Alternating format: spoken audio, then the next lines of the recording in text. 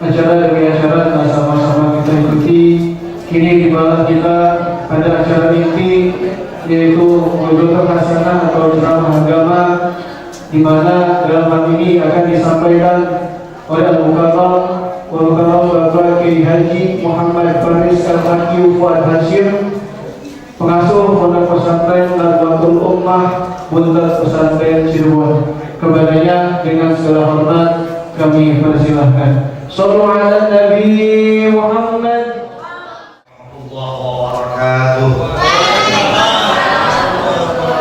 Assalamualaikum warahmatullahi wabarakatuh.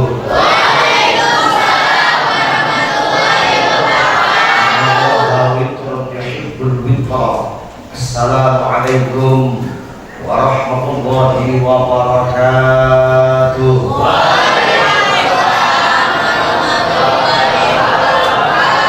Bismillahirrahmanirrahim.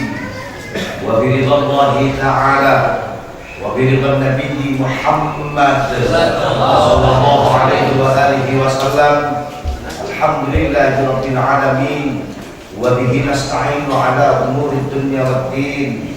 Wassalatu wassalamu ala asrafil anbiya'i wal mursalin wa ala alihi wa ashabihi ajma'in. Amma ba'd. Ashab as-sa'adah kepada para kiai, para alim, para ulama, wabil khusus pengasuh pondok pesantren Nurul Ilmi, beliau Al-Mukarram Sahibul Fadilah Kiai Al-Hajj Muridi beserta dibunyai, wabil khusus Ketua Rotis Tanfidiyah Jam'iyah Nahdlatul Ulama, pengurus cabang Kabupaten Purwakarta, Ahinal Fadil Al-Karim, aparatur pemerintahan, Bapak Kepala Desa, Bapak Lurah, Bapak Camat, Bapak Kapolsek, Bapak Dan Ramil, Bapak-bapak, ibu-ibu, hadirin, hadirat, muslimin, muslimat, nahdien, nahdiyat, para santriwan, para santriwati yang pada kesempatan malam hari ini sama-sama dimuliakan oleh Allah Subhanahu wa Ta'ala. Amin. Untuk pertama kalinya marilah pada malam yang penuh dengan barokah ini kita bersama-sama mengaturkan syukur kehadirat Allah Subhanahu wa Ta'ala, di mana dengan rahmat jalan alhamdulillah malam hari ini kita bersama-sama masih diterima kembali untuk berkumpul kembali, bersilaturahmi kembali di dalam satu majelis yang insya Allah akan banyak mendatangkan barakah,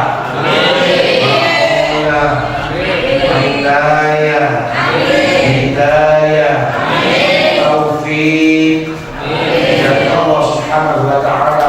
Amin ya rabbal alamin. Dua kalinya tidak lupa dan tidak lain, dan memang ini sudah menjadi satu kewajiban bagi kita umat Nabiullah Muhammad sallallahu alaihi wasallam. Maka malam hari ini kita bersama-sama mengaturkan sholawat bersama salam kepada beliau, di mana beliau ini hadirin sekalian sudah banyak sekali mencucurkan rahmatnya dari Allah Subhanahu wa Ta'ala untuk kita semuanya, sehingga insya Allah kita yang berkumpul di malam hari ini dan di tempat ini, insya Allah kita semua masih diberikan ketetapan iman, Islam kepada Allah Subhanahu wa Ta'ala.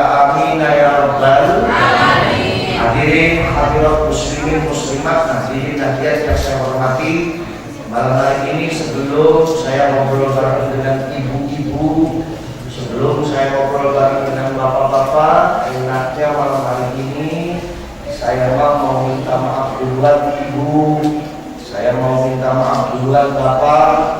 Aku kenapa akan belum ngobrol, belum ngomong, tapi akan sudah minta maaf duluan. Karena yang pertama, hadirin sekalian, malam hari ini kalau diukur dengan kondisi kesehatan saya, malam hari ini terus terang saya itu Masya Allah lagi sangat kecapean sekali. Sebab 3 bulan terakhir ini saya ini belum sempat istirahat sama sekali. Terhitung dari mulai Hari Santri Nasional, Hari Santri saya ditugaskan oleh Kiai Sepuh Nahdlatul Ulama, seluruh Indonesia harus saya kelilingi untuk memberikan pengajian tentang Hari Santri Nasional. Yang kedua, berkaitan saya sebagai salah satu ketua Ketua Pimpinan Pusat Majelis Zikir Jalur Ansor PP Ansor. Saya di bulan kedua saya sudah harus keliling kemana-mana untuk koordinasi dengan Kiai Muda plus mengisi acara pengajian di daerah-daerah, dari mulai daerah Kalimantan, Sulawesi sampai Sumatera, sampai yang terakhir adalah di Bangkok, Thailand. Nyampe tadi sore jam 5:30 sore. Belum sempat saya mandi, belum sempat saya cuci muka, saya turun, HP saya sudah bunyi. Dari siapa? Dari santri sini. Katanya bilang, "Kang udah bangun belum Kang?" Kata saya ngomong ini orang ngejek banget saya. Cuma saya ada kiai pasarnya kesiangan. Kalau udah bangun jangan lupa, katanya nanti malam acara di sini. Jam 5 sore tepat saya baru bisa berangkat menuju sini, dan alhamdulillah di jalan tidak ada halangan apa-apa. Alhamdulillah. Tambah besok pagi saya harus ke Jawa Tengah. Besok pagi saya harus ke Pati karena memang saya ditunggu untuk mengisi pengajian di Pati. Jadi muter terus seperti itu hingga akhirnya Masya Allah malam hari ini saya bisa kecapean sekali. Jadi barangkali nanti apakah waktu saya ini kurang bisa lama di hadapan bapak-bapak dan ibu-ibu, sebelumnya saya mohon maaf yang sebesar-besarnya. Diterima atau diterima? Diterima atau diterima? Alhamdulillah. Lagian juga di Purwakarta juga terkenal. Kata teman saya ngomong begini, kan kalau ngaji di Purwakarta nggak usah lama-lama, jangan gitu. Saya bilang emang kenapa Mas? Sebab lama sama enggak amplopnya sama aja. Alhamdulillah. Yang kedua, saya mau minta sama tukang sound system di luar, Mas nggak usah pakai echo.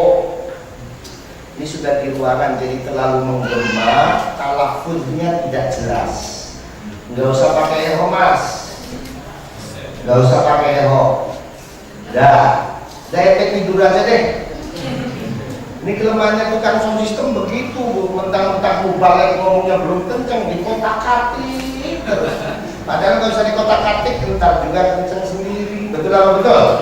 Nggak ada orang ngaji langsung ngegas, nggak ada.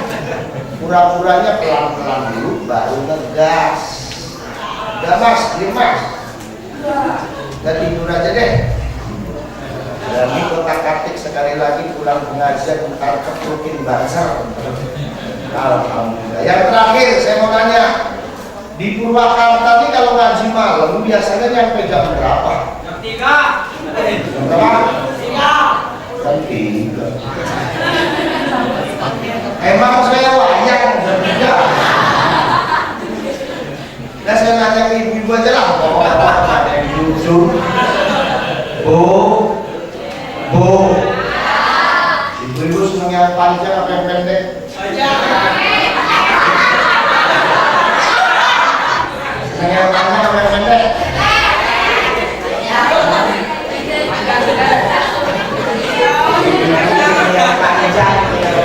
Berarti namanya ibu-ibu alhamdulillah. Hadirin sekalian, dan yang terakhir saya mengapresiasi banget pondok pesantren Nurul Ilmi ini yang dibangun dan diasuh oleh Ahid Al-Fadil Al-Karim Al-Hajj Muridi sekeluarga. Ini luar biasa. Dulu daerah sini setahu saya sepi. Betul sepi banget. Sekarang ada pondok pesantren Nurul Ilmi luar biasa, di jalan sudah ramai sekali. Ini berarti namanya pondok pesantren memberikan rahmat kebahagiaan untuk seluruh masyarakat. Alhamdulillah. Hadirin sekalian yang dimuliakan Allah, malam hari ini kita berkumpul di sini di dalam rangka kita sama-sama ikut memperingati dan mensyukuri adanya tasyakur Maulid Nabiullah Muhammad sallallahu alaihi wasallam. Sebelum saya lebih lanjut, saya mau tanya dulu. Sebetulnya ini malam ini ibu-ibu dari rumah ngalahin ngantuk datang ke sini. Bapak-bapak dari rumah ngalahin rasa capek datang ke sini. Ditanya, "Bu, Pak, ibu-ibu, bapak-bapak mau kemana?" Mau ke pondok pesantren Nurul Ilmi untuk ikut Maulid Nabiyan. Betul? Sebetulnya saya mau tanya, ibu-ibu, bapak-bapak Maulid Nabiyan malam hari ini Sebenarnya ibu-ibu bapak-bapak ini tahu apa enggak tujuannya Maulid Nabi? Tahu apa enggak? Enggak tahu. Kalau enggak tahu bubar aja bubar. Ada yang ngomong ke saya, Kang, saya mah datang ke sini ikut Maulid Nabi ya, pengen cari ilmu. Betul apa betul? Betul apa betul? Ada yang tujuannya begitu ada? Ada yang tujuannya begitu? Kalau ada tujuannya begitu, saya kasih tahu, enggak tepat.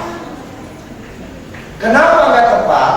Sebab kata kitab Ta'limul Muta'allim, akhlaknya orang cari ilmu itu bukan kumpul begini. Akhlaknya orang yang cari ilmu itu datang ke seorang kiai. Bapak-bapak, ibu-ibu datang ke Kiai Muridi, terus ngomong, Kiai, saya pengen nuntut ilmu. Terus kata Kiai Muridi bilang, mangga. Ibu-ibu sama bapak-bapak harus diem di pondok Nurul Ilmi minimalnya 1 tahun, maksimalnya boleh berapa tahun saja. Hidupnya harus berani prihatin, tidurnya sedikit, makannya sedikit. Nah, kalau sekarang kita kumpul di sini dengerin orang ngomong, dikasih aqua, dikasih kue, dikasih buah-buahan, ntar kalau ngantuk tinggal nenglengin kepala doang. Nge. Kira-kira begitu akhlaknya orang yang menuntut ilmu apa bukan? Bukan. Jadi kalau malam ini ibu-ibu sama bapak-bapak kumpul di sini Maulid Nabi tujuannya pengen cari ilmu, enggak tepat. Ada lagi yang bilang ke saya, kan, kalau saya lain datang ke sini Maulid Nabian tujuannya pengen kayak Nabi Muhammad sallallahu alaihi wasallam. Betul apa betul? Betul apa betul? Ada yang tujuannya begitu ada? Ada yang tujuannya begitu? Kalau ada, pertanyaannya, kayak orang kayak macam kita ini bisa nggak kayak Nabi Muhammad? Nabi Muhammad itu insanul kamil. Nabi Muhammad adalah manusia yang sempurna. Dalam ilmu tauhid disebutkan afdhalul makhluqat. Yang namanya Nabi Muhammad afdhalnya makhluknya Allah Subhanahu wa taala. Zahirnya sempurna, batinnya sempurna. Saking sempurna zahirnya Nabi Muhammad, di dalam satu sejarah pernah diceritakan dulu Nabi Muhammad pernah diracun sama ibu-ibu dari Yahudi. Ketika beliau membuka kota Mekah, datang ke kota Mekah, ada seorang ibu-ibu dari Yahudi. Sejatinya dia ini benci kepada Nabi, tapi berpura-pura kepada Nabi. Dia mengundang Nabi Muhammad untuk datang ke rumahnya. Kata dia bilang, ya Muhammad, aku pengen menghormatmu, maka datanglah ke rumah. Nabi Muhammad batinnya sempurna, tidak pernah suudzon kemana-mana. Makanya biar undangannya orang Yahudi, Nabi Muhammad tetap datang ke rumahnya memenuhi undangan. Begitu Nabi Muhammad datang ke rumahnya ibu-ibu tersebut, Nabi Muhammad disuguhi makanan kesukaan Nabi Muhammad. Apa? Daging kambing paha depan. Kalau kata orang Cirebon ngomong, daging sampil. Jadi kalau Nabi Muhammad paling suka kalau makan daging kambing itu paha depannya, apa kambing. Nabi Muhammad disuguhi daging kambing paha depan, tapi di dalam daging tersebut sudah dibubuhi racun yang sangat mematikan.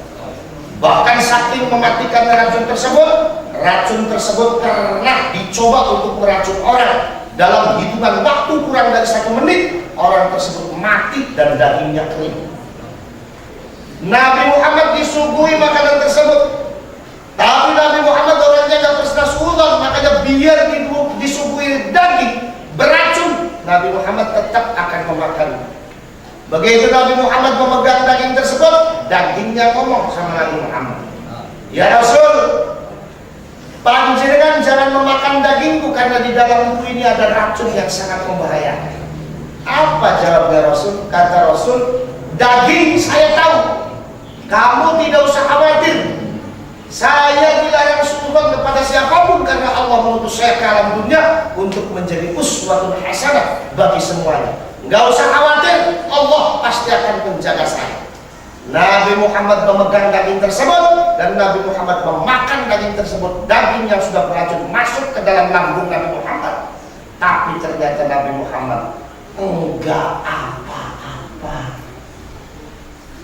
Setelah diteliti, ternyata kualitas usus dan lambung Nabi Muhammad beda dengan kualitas usus dan lambungnya orang Purwakarta. Makanya Nabi Muhammad puasa seharian, buka puasa pakai 3 biji buah korma, cukup. Coba orang Purwakarta buka puasa, kalau nasinya nggak sepiring dia bilangnya belum buka puasa.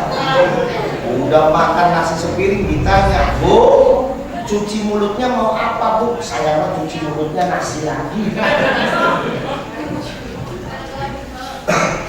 Zahirnya sempurna. Ada yang nanya ke saya, Kang, sempurna mana zahir Nabi Muhammad dengan Nabi Yusuf alaihissalam? Jawabannya ya pasti sempurna Nabi Muhammad. Karena pada hakikatnya Nabi Yusuf itu adalah umat dari Nabi Muhammad sallallahu alaihi wasallam. Sehebat-hebatnya umat ini gak akan pernah bisa melebihi nabinya. Tapi kenapa kan orang perempuan ini kalau melihat Nabi Yusuf saking kagum dengan kegantengannya, ketika dia lagi ngiris bawang, nggak kerasa dia mengiris tangannya sendiri karena terkagum-kagum dengan kegantengan Nabi Yusuf alaihissalatu wassalam.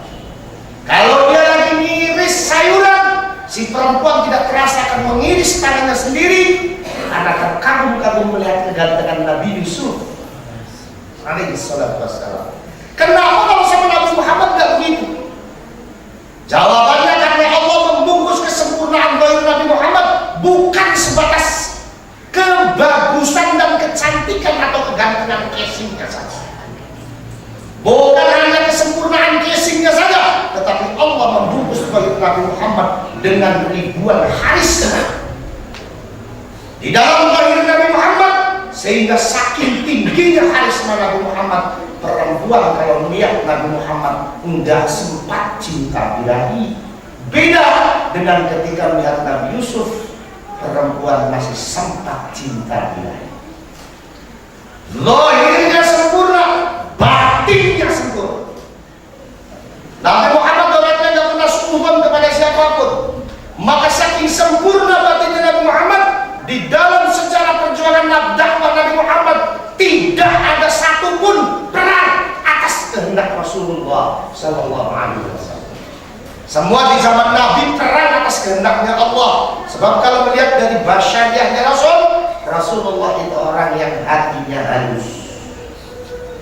Ketika beliau hijrah ke Taif, disambut dengan timpukan batu sampai pelipis matanya beliau berdarah. Malaikat Jibril tidak terima. Malaikat Jibril ngomong ke Nabi Muhammad, Muhammad, coba kau perintahkan aku untuk membedol gunung ini dan aku tumpahkan di atas orang Taif biar dia tahu rasa. Apa jawaban Rasul? Kata Rasul, jangan ya Jibril, jangan. Kasihan orang Taif, dia seperti itu karena nggak tahu siapa saya. Udah kita doain aja, mudah-mudahan orang Taif semuanya mendapatkan hidayah. Hatinya halus, tidak pernah suudzon kemana-mana. Batinnya sempurna, zahirnya sempurna. Kalau ibu-ibu bapak-bapak malam hari ini muludah pengen kayak Nabi Muhammad, pertanyaannya, bisa nggak orang kayak macam kita kayak Nabi Muhammad? Mimpi. Malam ini judulnya panitia adil, betul apa betul? Yang dikasih air minum bukan yang duduk tadi, saya tidak dikasih. Cuma malamnya panitia pengajian sama judulnya yang mesti air bu. Padahal saya juga doyan air jeruk di mana. Dan dari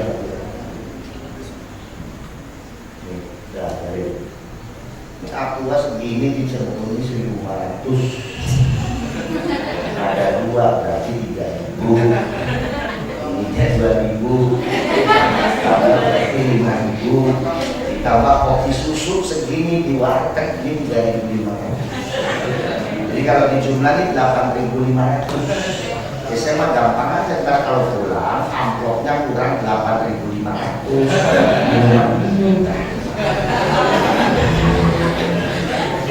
Alhamdulillah. Jangankan niru Nabi Muhammad, orang kayak macam kita niru orang sebawanya Nabi Muhammad juga kan bisa. Contoh siapa? Niru Sayyidina Utsman radhiyallahu anhu. Sahabat setia beliau yang namanya Sayyidina Utsman ini adalah seorang pengusaha miliarder. Tanahnya banyak, kebun kurmanya banyak, untanya banyak, rumahnya banyak. Tapi begitu beliau masuk Islam, rumahnya dijual semua, tanahnya dijual semua, untanya dijual semua. Duitnya di mana? Duitnya dikumpulin, dikasihkan kepada Rasulullah SAW untuk dakwah Islam. Rasulullah SAW. Susah niru Sayyidina Utsman aja. Dah, untuk orang tua kata mah gak usah mahal-mahal. Barangkali kalau tanah terlalu mahal, mobil terlalu mahal, rumah terlalu mahal. Udah untuk orang tua kata mah yang murah aja. Tuh motor Vario yang warna merah yang ada di pojokan rumah bapak-bapak sama ibu-ibu, habis 10 dan ini kita jual rame-rame, duitnya dikumpulin, dikasihkan kepada pesantren Nurul Ilmi buat dakwah Islamnya. Pesantren Nurul Ilmi kaya-kaya boleh apa enggak? Boleh enggak? Ya mesti enggak boleh, potongan-potongan pelit kecil. Ibu-ibu niru istrinya Nabi Muhammad nggak bakal bisa. Jangankan yang sepuh, siapa? Sayyidatina Khadijah Al-Kubra. Sayyidatina Khadijah Al-Kubra ini pengorbanannya luar biasa untuk Nabi Muhammad. Dah, niru istri Nabi Muhammad yang paling muda. Siapa? Sayyidatina Aisyah radhiyallahu anha. Yang namanya Sayyidatina Aisyah ini akhlak baiknya, di antaranya beliau tidak pernah berdandan kecuali di depan Rasulullah. Pernah ditanyakan oleh Sayyidina Abu Bakar As-Siddiq, kata Sayyidina Abu Bakar, Aisyah, kenapa kamu ini tidak pernah dandan kecuali di depan Rasulullah? Jawabnya Sayyidatina Aisyah apa? Kata beliau, cantiknya wajah saya, bagusnya badan saya hanya hak dari suami saya. Siapa? Rasulullah Sallallahu Alaihi Wasallam. Sekarang saya tanya, di Purwakarta ibu-ibu sehari dandan berapa kali? Ayo kita hitung bareng-bareng. Pagi mau ke pasar dan habis dari pasar buka warung dan habis buka warung nganter anak ke sekolah dan habis nganter anak sore mau yasinan di musola dan habis yasinan malam mau ketemu pengajian dan 5 kali ibu-ibu di Purwakarta dandan. Giliran malam mau tidur sama bapaknya boro-boro dandan, utang tugel ditagih. Minta utangnya putus disambung pakai peniti. Udah dipeluk nyocos. Parfum dipakai bal sampai pelet-pelet gitu. Giliran dipeluk bapaknya bangkis terus, haci. Kata ibunya, kenapa kan? Kata si bapak, kenapa ya baunya badan itu. Jadi niru Nabi Muhammad nggak bisa, niru orang sebawanya Nabi Muhammad nggak bisa. Jadi apa tujuan kita maulid Nabi malam hari ini? Dah, untuk tingkatan kita orang awam tujuannya nggak usah muluk-muluk. Apa tujuannya? Belajar mencintai Rasulullah Sallallahu Alaihi Wasallam. Belajar mencintai. Kalau suruh cinta bilang potongan model begini nggak bisa. Cinta pada Rasulullah betul. Ada yang nentang. Tidak masuk akal. Nggak masuk akal gimana? Ya kayak orang macam kita ini pernah kumpul aja sama Rasul. Emang orang kayak macam kita ini pernah kumpul sama Rasul, pernah ketemu sama Rasul? Atau mungkin di Purwakarta ada ibu-ibu sama bapak-bapak yang pernah ketemu sama Kanjeng Nabi Muhammad umpama di perempatan pasar, ada nggak? Ada apa? ngomong ada saya kaplokin muka. Tidak masuk akal. Sebentar dulu kak. Soal masuk akal tidak masuk akal. Jangankan itu mencintai Rasul, orang yang kita tidak pernah ketemu. Wong lagian namanya cintanya saja, itu adalah sesuatu yang tidak masuk akal. Kata ulama tasawuf mengatakan, yang namanya cinta itu adalah gejala psikis, bukan gejala fisik. Maka kalau mengukur cinta, jangan pakai akal. Kenapa? Karena cinta itu sesuatu yang tidak masuk akal. Karena cinta adalah sesuatu yang tidak masuk akal, maka wajar tingkah dan sikapnya orang yang jatuh cinta pun banyak yang tidak masuk akal. Contohnya begini. Dulu zamannya bapak-bapak sama ibu-ibu lagi pacaran, ini kan luar biasa. Yang namanya bapak-bapak kalau muji ibu-ibu kan luar biasa. Pokoknya ibu-ibu ditempelin di tembok kamarnya, ada tulisannya, engkau adalah rembulan hidup. Yang namanya rembulan kan indah banget Pak. Apalagi kalau tanggal 15 dipandang dari bawah, masya Allah, bulan bercahaya, betul-betul. Sementara orang yang digambarkan rembulan potongannya boro-boro indah, kalau dipandang asem banget. Sebegitu sebaliknya, zaman pacaran ibu-ibu kalau muji bapak-bapak luar biasa hebatnya. Fotonya bapak-bapak ditempelin di tembok kamarnya ada tulisannya, engkau Arjuna. Sosoknya Arjuna kan luar biasa. Badannya gede, seorang panglima, hidungnya mancung. Betul? Mahkotanya emas. Sementara orang yang digambarkan Arjuna, potongannya boro-boro, badannya gede, malah kadang-kadang kurus kiri. Udah kurus piring ditambah keteknya betul.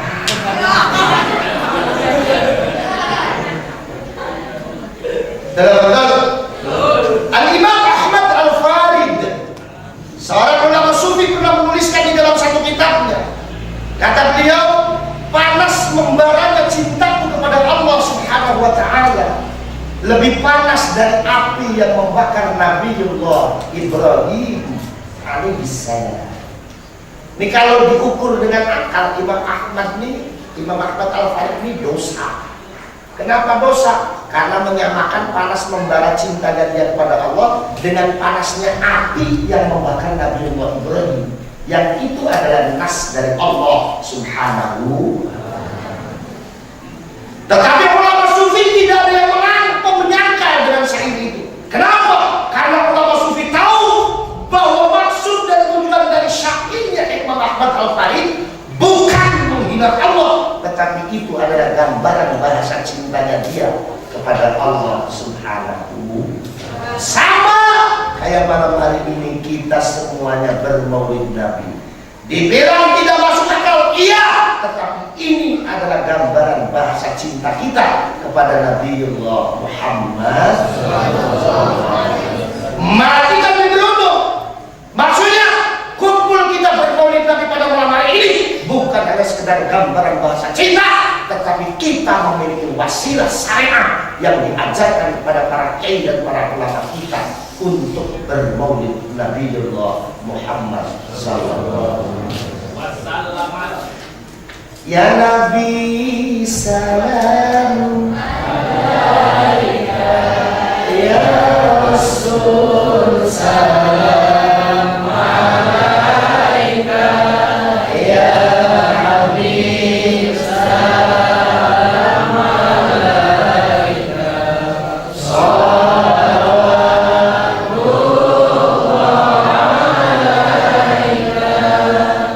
bahasa cinta.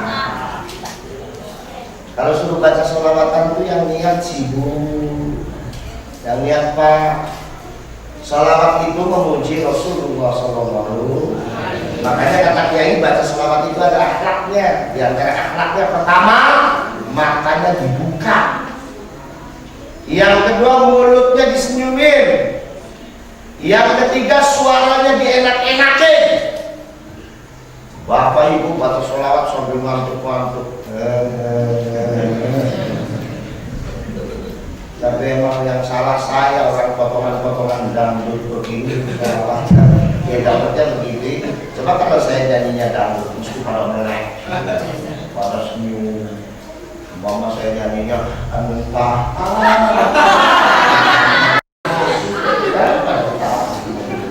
Dasar potongan dangdut. Makanya kita ini harus terima kasih kepada kiai dan ulama. Betul apa betul?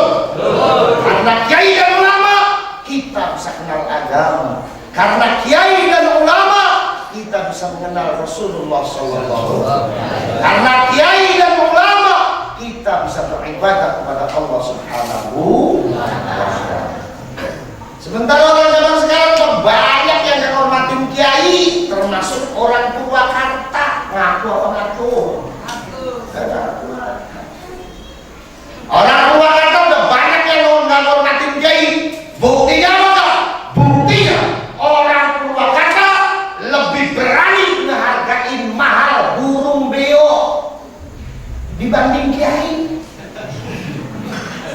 Lah burung beo masak ente, ngatos ente, timbang cuma bisa niru assalamualaikum. Assalamualaikum. Orang Purwakarta di pasar burung berani ngehargaan 3 juta. Sementara kiai ngaji di musola, baca kitab selempir, baca Quran sejus nyampe mulut aja meninggal. Pulang-pulang 7.500. Udah 7.500 ditambah sandalnya hilang.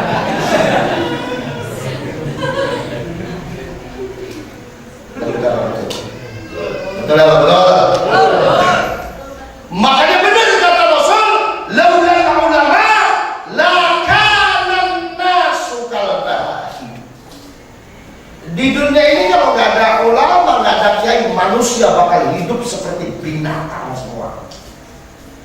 Makanya dari orang daerah sini harus berterima kasih sama Mbah Kiai pendiri Pondok Pesantren Nurul Ilmi. Harus berterima kasih kepada beliau. Kenapa? Dengan adanya Pondok Pesantren Nurul Ilmi, masyarakat di sini mulai bisa kenal agama dengan serius. Betul atau betul? Betul atau betul?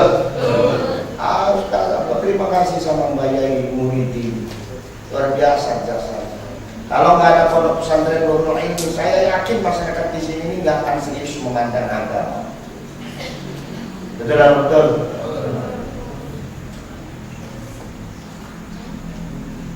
Mautul alim, mautul alam, wafatnya kiai, wafatnya ulama, eta kiamatna dunia, alias matinya dunia, alias rusaknya dunia. Betul apa betul? Betul apa betul? Lamun bupati mati, gampang yang gantinya. Wong can mati itu membuat tos aya salapan. Gubernur mati, gampang yang gantinya. Wong can mati itu hutan tos aya 10.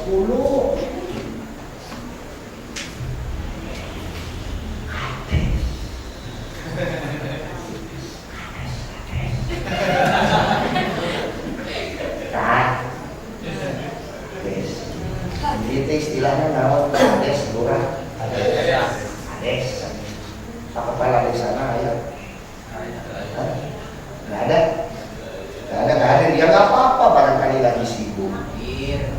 Kita doain aja mudah-mudahan Bapak Kepala Desa umurnya panjang. Amin.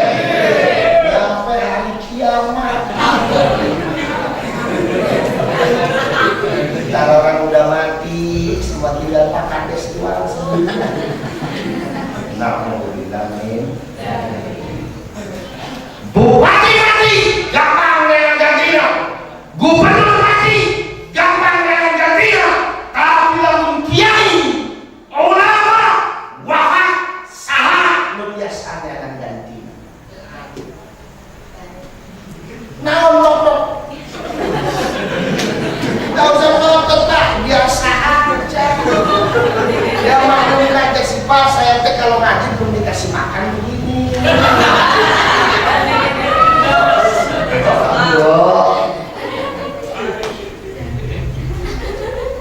Susah bu, jangankan kiai, jangankan ulama, lagi imam musola aja. Imam naon? Naonan musola teh? Langgar, ngantos kalanggar, ngantos? Naon dari langgar teh? Tajuk, jangan cek orang sebut ngomong nggak tajuk. Tajuk, masjid letik.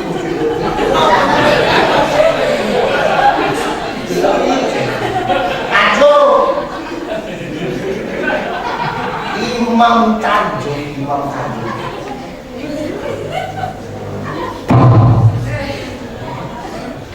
Nanti.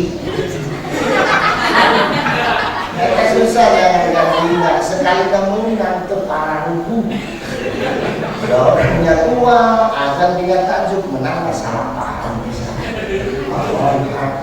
Allahu Somad.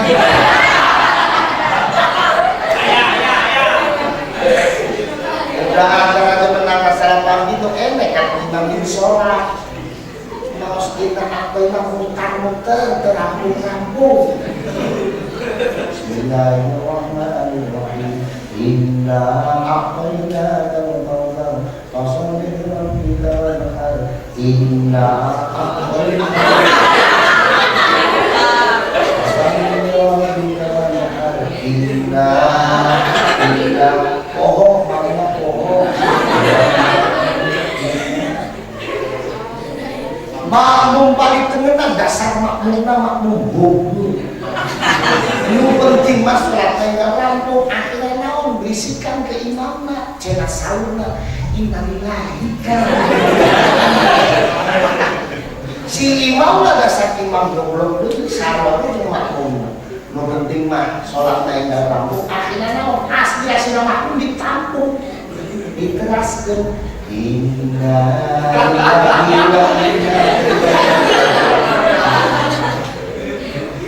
nulang tuh goblok deui makmum paling kiwe geus sigana di Purwakarta tayangan naon ujung-ujung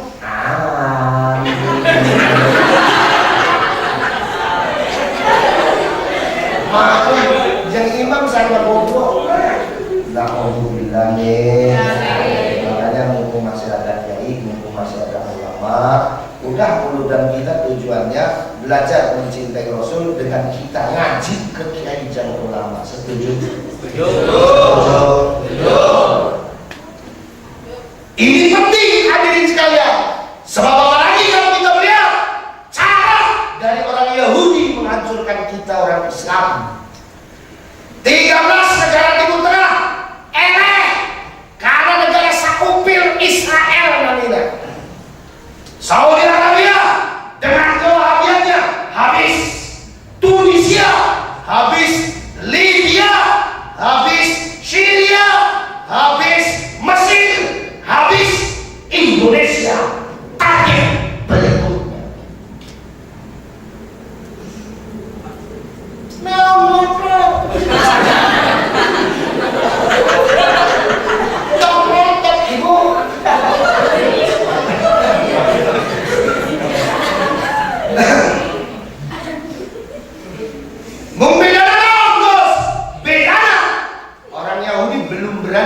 Langsung ke Indonesia. Jangan sembarangan. Saya ngomong begini ini hasil penelitian. Saya pernah diperintah untuk meneliti radikalisme Islam transnasional 5 tahun sampai ke India. Orang Yahudi belum berani datang langsung ke Indonesia. Kenapa? Karena akidah Ahlus Sunnah wal Jamaah An-Nahdiyah kuat di Indonesia. Alias karena ada ini.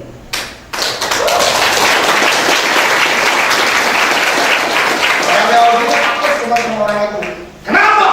Karena dengan konsep tasammuhnya, dengan konsep tawasudnya, dengan konsep tawazunnya, ini yang membuat orang Yahudi takut dengan orang Yahudi. Orang Yahudi itu fleksibel. Prinsip politik dasar NU sarwa jeung negara. Cek kiai jeung ulama NU, NKRI ada.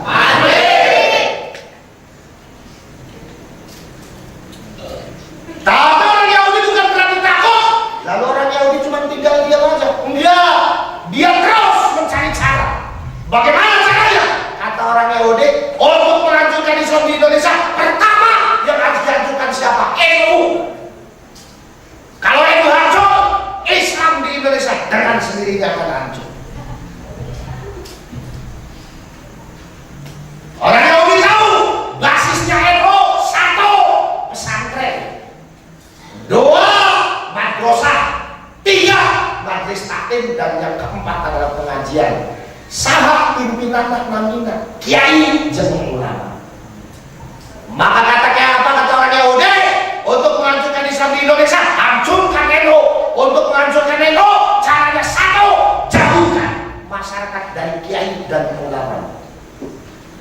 Jauhkan masyarakat dari pesantrennya, jauhkan masyarakat dari majelis taklim NU-nya, jauhkan masyarakat dari pengajian NU-nya. Biar apa?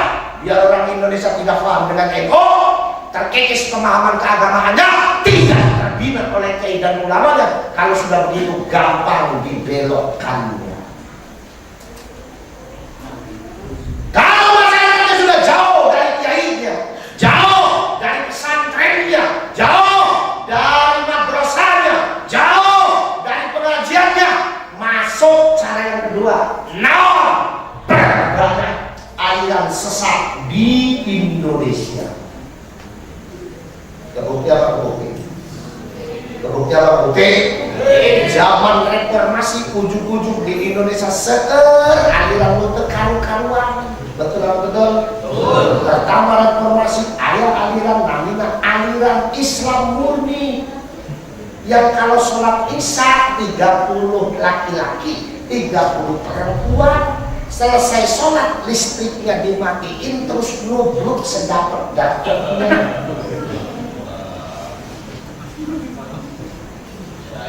Saya tadinya mau ikut, saya cuma buru baik dulu. Alhamdulillah. Pertengahan reformasi ada nih aliran namanya aliran Islam Jasun, Jawa Sunda, pusatnya di Brebes, nabina namina Tukimin. Tukang bakso ngaku jadi nabi, namina Tukimin. Cek saya ngomong, masa nabi namina Tukimin? Ya benar, terutama di sholawatan anak. Masa kayak tadi saya bikin terbakar solu ala Tukimi. Alhamdulillah men. Belum lagi melalui budaya, sosial, politik, ekonomi, dan pendidikan. Awas hati-hati. Makanya santri-santri yang sudah mondok di pesantren Nurul Ilmi ini, kalian adalah murid dari Mbah Yai Muhyiddin. Kalian adalah santri dari seorang ulama, kalian adalah santri dari seorang kiai. Kalian insya Allah generasi yang selamat. Amin Allahumma amin. Kalian adalah generasi pilihan yang dipilih oleh Allah Subhanahu wa Ta'ala. Berbanggalah kalian sekalian. Saya juga dulu pernah mondok. Saya pernah mondok Pak. Saya waktu mondok berangkat sendiri. Begitu lulus sekolah saya ditanya sama bapak saya, kamu mau kemana Faris? Saya mau mondok Pak. Kapan berangkat? Besok mah abang nggak bisa ngantor. Yang mau mondok apa saya? Ya kamu, ya udah ngapain apa ikut-ikut? Saya berangkat sendiri. Saya nggak butuh abang, saya butuh duitnya abang. Saya mondok dengan Kiai Ade di pondok pesantren Ploso di sana di Kediri. Waktu mondok saya juga tahu penyakitnya santri teh gatel. Betul betul. Ada santri yang belum budikan, berkahnya masih jauh. Makanya kalau santri udah budikan, ini berarti berkahnya udah berkah. Alhamdulillah. Alhamdulillah adik-adik, saya ini santri, tapi saya karena doa dan berkah dari guru-guru saya sudah kemana-mana. Dan saya patut berbangga karena santri bisa mewakili Indonesia kemana-mana. Alhamdulillah. Untuk bicara dan membanggakan bangsa dan negara di negara luar. 4 bulan yang lalu saya mewakili Muda di Indonesia untuk hadir di Multaqo Sufi, Multaqo Ulama Sufi Muda tingkat Asia. Pertama di Hong Kong, di kota Kowloon. Kemudian yang kedua di Beijing, di Masjid Waqah. Masjid Waqah ini adalah masjid peninggalannya sekretarisnya Rasul, Zaid bin Thabit. Masjid Waqah ini masih lestari itu. Kemudian saya pergi kemana-mana, dari mulai Malaysia, Hong Kong sampai kemana-mana. Itu karena doa dan berkah dari guru-guru saya, termasuk Mbak Yudi ini juga guru saya, guru kita semua. Kita doakan mudah-mudahan beliau umur dan panjang, hidupnya diberkahi oleh Allah Subhanahu Wa Taala, diberikan kesehatan yang baik oleh Allah Subhanahu Wa Taala, diselamatkan dunia akhiratnya dan keluarganya disejahterakan. Amin. Jadi berbanggalah menjadi santri pondok pesantren Nurul ini. Katakan sama orang tua, saya santri Nurul ini, saya murid dari Kiai Muridi. Insya Allah saya akan menjadi santri yang baik dan bisa menjadi toladan bagi seluruh masyarakat yang ada di Indonesia. Amin Allahumma. Amin. Ini ada, hati-hati.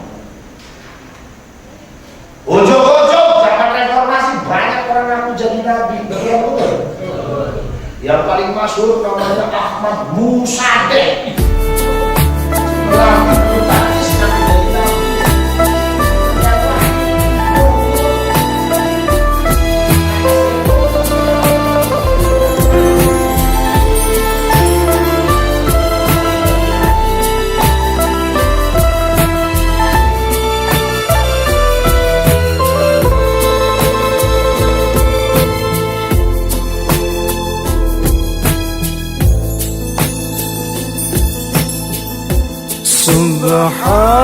Subhanallah walhamdulillah wa la ilaha illallah wallahu akbar wa la hawla wa la quwwata illa billahil aliyyil azim. Subhanallah walhamdulillah wa la ilaha illallah wallahu akbar wa la hawla wa la quwwata illa billah.